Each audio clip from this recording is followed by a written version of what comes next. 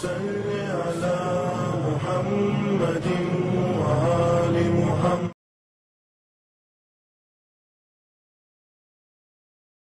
اعوذ باللہ من الشیطان اللعین الرجیم.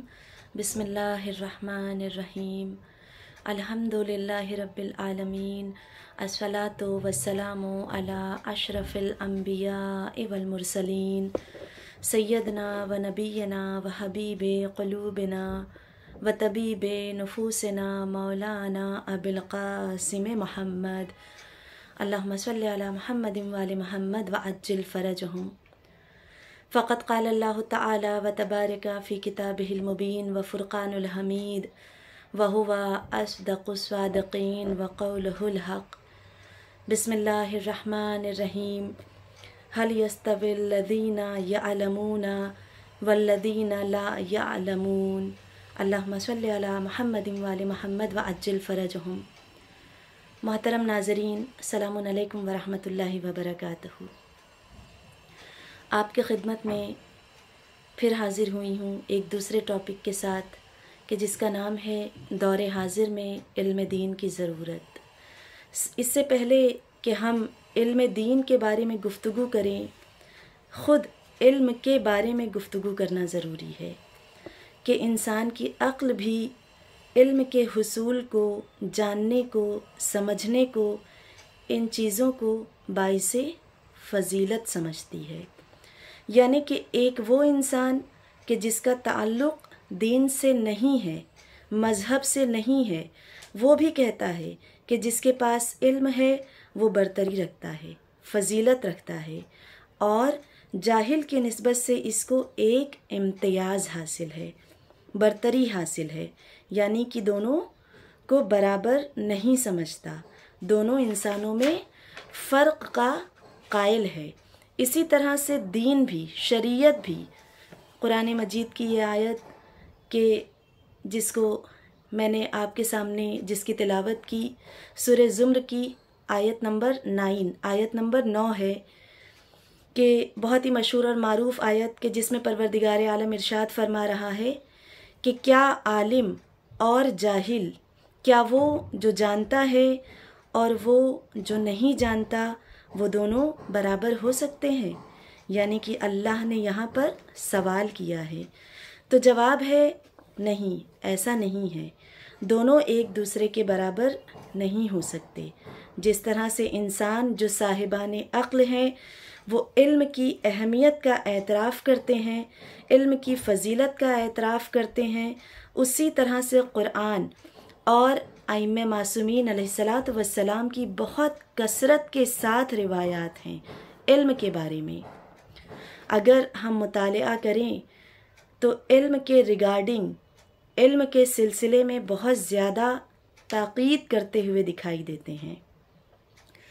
اور جن حدیثوں کا میں آپ کے سامنے تذکرہ کروں گی ان میں سے سب سے پہلی حدیث جو ہمارے 5ویں امام محمد باقر علیہ السلام، اللہم صلی علی محمد وآل محمد وعجل فرجہم، امام فرماتے ہیں کہ میں تمہارے جوانوں کو صرف 2 حالتوں میں دیکھنا چاہتا ہوں، یا تو وہ عالم ہوں یا پھر طالب علم ہوں.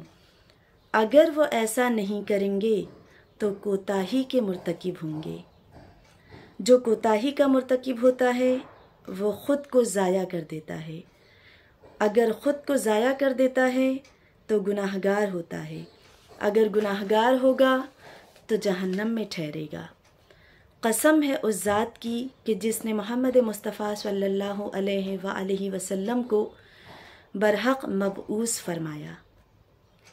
یعنی کہ امام ہمیں صرف 2 حالت میں دیکھنا چاہتے ہیں.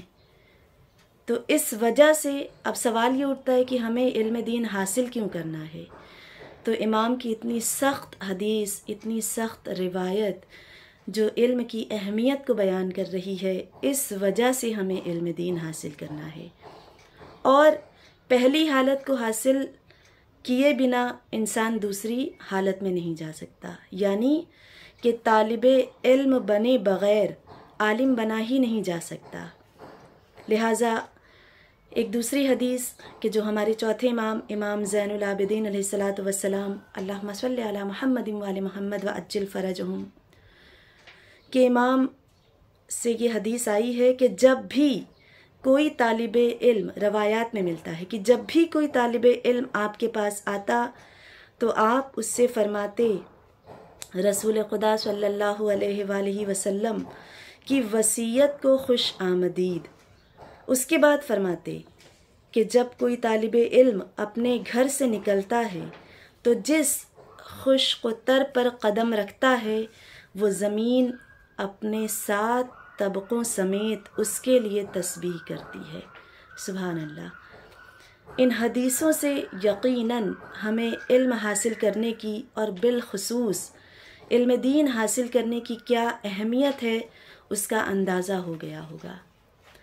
تو انشاءاللہ آگے کے ایپیسوڈز میں اور زیادہ بیان کروں گی۔ ابھی فی الحال پروردگار عالم کی بارگاہ میں یہی خداوند عالم سے دعا ہے کہ اللہ ہم سب کو زیادہ سے زیادہ علم دین حاصل کرنے کی توفیق عطا کرے، اور ساتھ ساتھ میں جو ہم علم حاصل کر رہے ہیں اس پہ عمل کرنے کی توفیق عطا کرے۔